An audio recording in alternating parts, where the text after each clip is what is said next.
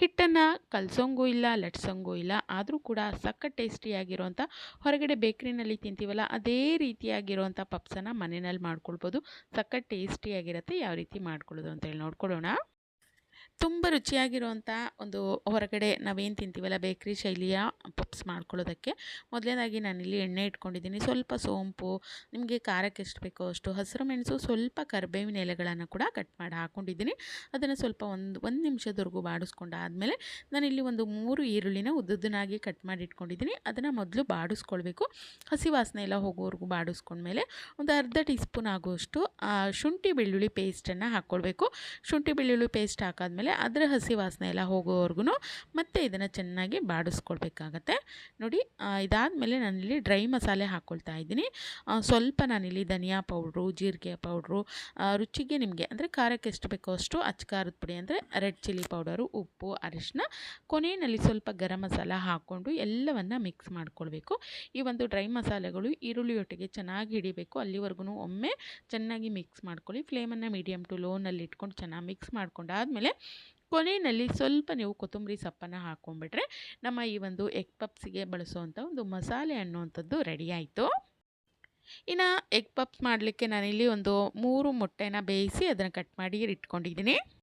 ನಾನು ಮೊದಲೇ ಹೇಳಿದಾಗೆ ಹಿಟ್ಟನ್ನು ನೆನೆಸೋಂಗಿಲ್ಲ, ಲಟ್ಸೋಂಗಿಲ್ಲ ಅಂಥೇಳಿ ನಾನಿಲ್ಲಿ ಬ್ರೆಡ್ಡಲ್ಲಿ ಮಾಡ್ತಾಯಿದ್ದೀನಿ. ಹಾಗಾಗಿ ಅದನ್ನು ಒಂದು 2 ನಿಮಿಷ ಹಬೆಯಲ್ಲಿ ಬೇಯಿಸ್ಕೊಳ್ತಾ ಇದ್ದೀನಿ. ಈ ರೀತಿ ಮಾಡ್ಕೊಳ್ಳೋದ್ರಿಂದ ನಾವೇನು ಎಲೆ ಥರ ಲಟ್ಟಿಸ್ತೀವಲ್ಲ ಆ ರೀತಿಯಾಗಿ ಲಟ್ಟಿಸ್ಕೊಳ್ಬೋದು. ತುಂಬ ಚೆನ್ನಾಗಿ ಅಗಲವಾಗಿ ಚೆನ್ನಾಗಾಗತ್ತೆ. ಹಾಗಾಗಿ ನೋಡಿ, ಒಂದು 2 ನಿಮಿಷ ಹಬೆಯಲ್ಲಿ ಬೇಯಿಸ್ಕೊಂಡಾದಮೇಲೆ ಅಂದರೆ ಆ ಒಂದು ಹಬೆಗೆ ಇದು ಮೆತ್ತಗಾಗಿರುತ್ತೆ ಬ್ರೆಡ್ಡು.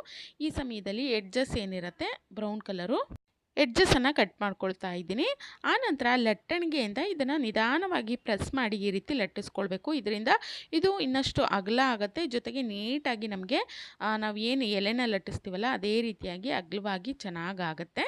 ಎಲ್ಲೂ ಕೂಡ ಅದು ಸ್ವಲ್ಪ ಅಂದರೆ ಮುರಿದು ಹೋಗುವಂಥದ್ದು ಆ ರೀತಿ ಆಗೋದಿಲ್ಲ. ಹಾಗಾಗಿ ಲಟ್ಟಿಸ್ಕೊಂಡು ಆದಮೇಲೆ ನಾವು ಮಾಡ್ಕೊಂಡಿರುವಂಥ ಒಂದು ಎಗ್ ಮಸಾಲೆ ಏನಿತ್ತು ಅದನ್ನು ಹಾಕ್ಕೊಂಡು ಒಂದು ಮೊಟ್ಟೆನ ಇಟ್ಬಿಟ್ಟು ಅದನ್ನು ನೀಟಾಗಿ ನೋಡಿ ಈ ರೀತಿಯಾಗಿ ಫೋಲ್ಡ್ ಮಾಡ್ಕೊಳ್ಬೇಕು. ನಾನು ವಿಡಿಯೋದಲ್ಲಿ ತೋರಿಸ್ತಾ ಇದ್ದೀನಲ್ಲ, ಒಂದ್ರ ಮೇಲೆ ಒಂದು ಬರೋ ರೀತಿ ಫೋಲ್ಡ್ ಮಾಡಿಕೊಂಡು ಅದಕ್ಕೆ ನಾನಿಲ್ಲಿ ಟೂತ್ ಪಿಕ್ಕನ್ನು ಹಾಕ್ಕೊಳ್ತಾ ಇದ್ದೀನಿ.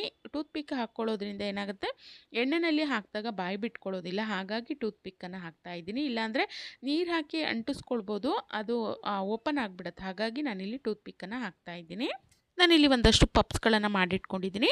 ಅದನ್ನು ನೋಡಿ ಎಣ್ಣೆಯಲ್ಲಿ ಕರ್ಕೊಳ್ಬೇಕು. ಚೆನ್ನಾಗಿ ಕಾದಿರೋಂಥ ಎಣ್ಣೆಯಲ್ಲಿ ನಾವು ಚೆನ್ನಾಗಿ ಗರ್ಗರಿ ಆಗೋವರೆಗೂ, ಜೊತೆಗೆ ಕಲರ್ ಚೇಂಜ್ ಆಗೋವರೆಗೂ ಕರ್ಕೊಂಡ್ರೆ ನಮ್ಮ ಎಗ್ ಪಪ್ಸ್ ಅನ್ನುವಂಥದ್ದು ರೆಡಿ ಆಯಿತು. ನೋಡಿ ಎಷ್ಟು ಚೆನ್ನಾಗಿ ಬಂದಿದೆ ಅಂತೇಳಿ. ನಾವು ಹೊರಗಡೆ ತರ್ತೀವಲ್ಲ ಅದೇ ರೀತಿಯಾಗಿ, ನೋಡ್ಲಿಕ್ಕಂತೂ ಅದೇ ರೀತಿಯಾಗಿದೆ, ಟೇಸ್ಟ್ ಮಾತ್ರ ಅದೇ ರೀತಿಯಾಗಿತ್ತು. ಖಂಡಿತ ಟ್ರೈ ಮಾಡಿ.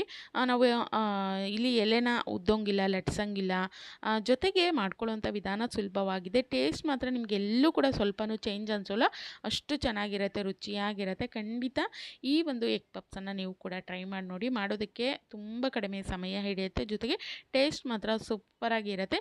ಯಾವುದೇ ಸಾಸ್ಗಳೊಟ್ಟಿಗೆ ಅಥವಾ ಅದನ್ನು ಹಾಗೆ ಕೂಡ ನೀವು ಟ್ರೈ ಮಾಡ್ಬೋದು.